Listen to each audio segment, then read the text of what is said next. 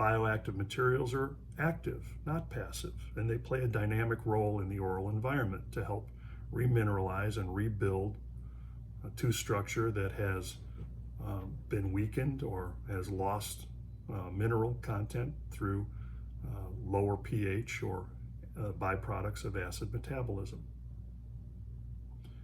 These materials perform favorably in the moist environment. They also have similar coefficients of thermal expansion. So when the temperature in the oral environment is raised or lowered through drinking something hot or cold, these materials expand and contract with the tooth, not against the tooth, which particularly metallic materials and some composite materials that don't have a similar coefficient of expansion, this can lead to marginal gaps and micro leakage and ultimate failure of the restorations. Also, another critical component for the dentist is that because these are water loving, these materials are a lot less technique sensitive than conventional resins in dentistry.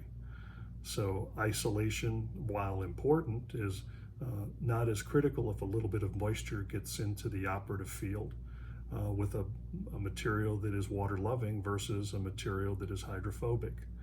So less technique sensitivity, this comes into play again when working on patients that move around or are children that just want to get in and out of the chair, and they're like working on moving targets. Very difficult to do a technique demanding perfect isolation type of resin restoration in some of these during some of these clinical conditions, whereas with a product that's bioactive and moisture forgiving, it's a lot less tedious to perform the procedure and get a good result.